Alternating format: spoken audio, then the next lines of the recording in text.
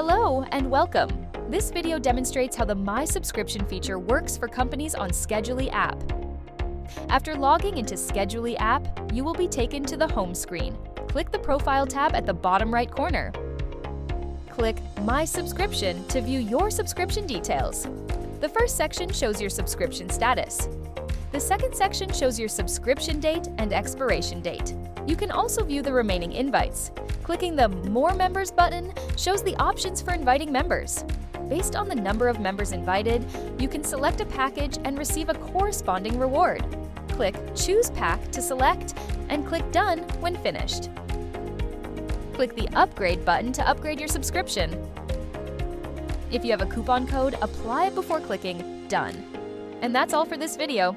Thanks for watching.